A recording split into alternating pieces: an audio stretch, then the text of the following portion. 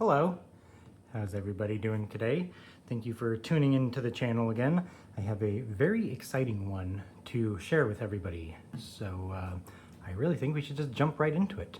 Up until now, the just over a year that I have been turning these kitless pens, I have been using what are called single start threads. If you've turned before or you've made pens before, you likely know what that means, but if you have not, what that means is around the circumference of these threads, there is one single point at which the thread starts, and then it follows one helix all the way down to the end.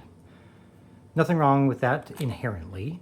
It's a perfectly fine design, but one of the issues that you can run into with pens particular, with single start threads, is they can take a while to fully seat, depending on how you design your cap here. So one of the things that a lot of us fountain pen folk really do look at sometimes, or a lot of the time, or all of the time, is how many turns it takes to cap and uncap our pen, especially if it's a pen that you're going to be carrying with you on a daily basis, using to write quick notes and stuff. It's really helpful to have a quick access. So I really personally try to make sure that I have at most 2 full rotations to uncap a pen, ideally 1.5 or fewer. Where I've run into issues in the past with that particularly is kind of an aesthetic thing. I really enjoy the way that these longer sections of threading look. The problem with that and the single start threads is, as mentioned, the longer section will take much longer to fully seat. So to combat that, I have inset the threads on the cap on most of my caps. This is something that you should just do in general. Having a little bit of an inset in there is good all the time, in my opinion. However, it's necessary here to be able to have that quick cap and uncap. Really, you only have these first couple sets of threads engaging there. Today, however, we're having a little bit of a change. I was contacted recently by one Turner's Warehouse. If you've done any turning, and especially kitless pen turning, you have probably come across them on the web. But they reached out to see if I would be interested in checking out their new KITLESS mandrel system. And boy howdy am I. These they just released. Got your nice little cheat sheet here with various conversions, as well as which drill sizes in decimal, fraction, and metric that you should be using to drill all of your holes for your sections, body caps, and nib threads. And here they are. These are stainless steel KITLESS mandrels, and I was lucky enough to be able to pick up the whole set. So this is an M10 by 1 body, which will be awesome. There's also the M9 by 0.75 body, which I have not used. I think I've used 975 once. But this is great for those slimmer pens, and I'm really excited to have that available. There's also 2 section mandrels, one for, let's see, this is going to be 7.9 by 6. This is going to be a Bach section mandrel. And what I really love about these section mandrels is you can hold them from the internal threads, you can hold them from the external threads, and there's a little 60-degree center divot in there, I guess you could say, for your live center for having tailstock support while turning your sections. It's so awesome. So yes, I'm very excited to use these. There is a box section as well as a Yovo 6 section mandrel here. So those are going to be fantastic to use. The rigidity on these is a big thing that I'm excited for. I have thus far used exclusively Delrin for my mandrels, and actually, hold on, I will be right back.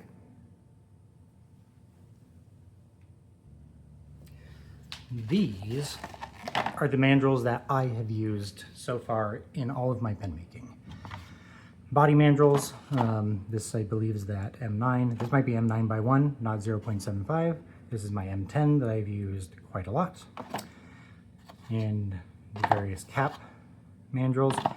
Now, these have served me well. Delrin's a fantastic plastic. It holds dimension really well. It machines beautifully, but it is not nearly as rigid as steel. So the rigidity upgrade of this is going to be really, really nice. You will notice, however, that my mandrels, especially my cap mandrels, are significantly shorter than these new Turner's ones. The one thing that if I could change these, I would, is I would personally have this neck down to a 10 millimeter. 10 millimeter I have found is the kind of perfect, maybe a 10.5 here, but a 10.5 or a 10 millimeter neck down is a perfect amount to allow your nib to have space, but really minimize and reduce the amount of air space that you have in the cap. The other nice thing too is that neck down provides a positive stop for the section inside the cap. And what that will allow is to have no shoulder here. Ideally with threads, in my experience so far, you want to have some sort of positive shoulder for them to come to. Otherwise, they can wobble a little bit.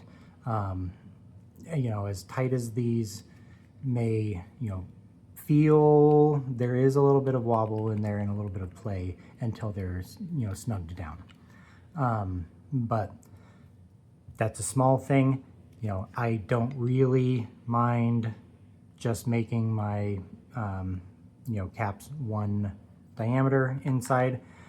For the most part, I have found that these threads do seal well enough to keep the nibs from drying out if you don't have that, you know, sealing off inside the cap, a la this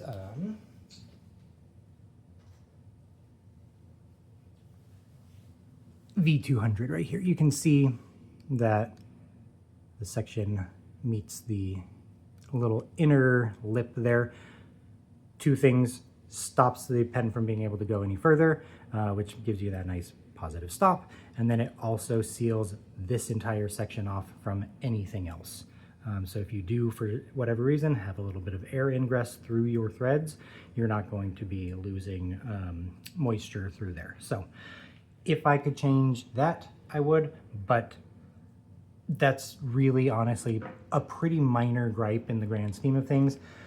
I do tend to, in most of my designs, keep a shoulder here, even if it's minuscule, that meets up with the cap, so you do still have that nice positive stop and it will have a good seal. So overall, these are 100% going to be a net huge boost in the quality of my pens. I haven't even discussed one of the other benefits of a triple start. Well, I touched on it, but that is number of turns to cap. The reason that these are so nice is because you have 3 points around the circumference that the threads engage, and they're nested within each other. So one turn of these guys with that 0.8 pitch will actually move the pen linearly almost 2.5 times further per rotation. So you get a much quicker turn to cap. Well, you have that nice aesthetically pleasing, to me, long set of threads, and just a nice secure hold for those threads. So yeah, this is really, really exciting.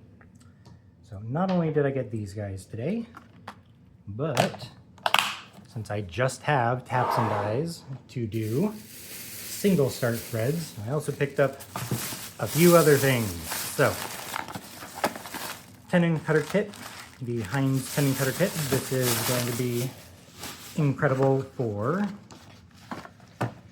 speeding things up a little bit and just making more accurate tenons. If you have seen some of my videos before, you have seen that I size all my tenons by hand, which can be slow. So what this will do is allow me to drill a little 6mm pilot hole. This bar will be a guide for this to make sure that you're keeping things perfectly concentric. And then you have your little carbide cutter here that you can set the depth with these bushings, and then this will just sit in the drill chuck and come straight in. And instead of taking 5, maybe 10 minutes sometimes to properly size a tenon, I can do this in probably 30 seconds, a minute or so. So yep, this will be making for some much cleaner tenons, some much more accurately sized tenons and whatnot. So looking forward to that. We also have grabbed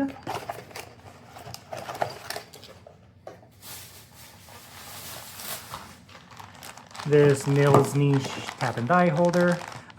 Was this an entirely necessary one? Maybe not, but if I'm not mistaken, my new taps and dies are going to be a little bit different size than the die holder that I currently have. The big thing for me for getting this is the tap holding capability of it. Right now I hold my taps in my Jacob's chuck in the tailstock, and the entire tailstock needs to move for that. And I've found that especially if I need to restart my threads, like cut them deeper or just run through again, it can be a little bit difficult getting things lined up properly and not accidentally cross the threading things. So this is really going to help, I hope, with that dexterity in internal tapping especially. And then the pièces de résistance.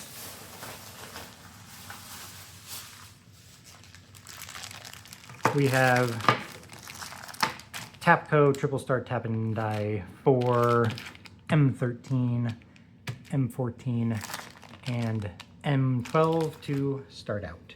So I'm really excited to get started on this next leg in the pen making journey. It's just, yeah, this is really, really cool. So if you follow along, you will be seeing these guys in some new videos. My first impression so far, everything is top-notch. I've never had a bad experience with stuff that I picked up from Turner's Warehouse. They're really cool people. It was really nice to be able to spend some time with them today. Full disclosure, these I did not pay for. These were a very generous gift.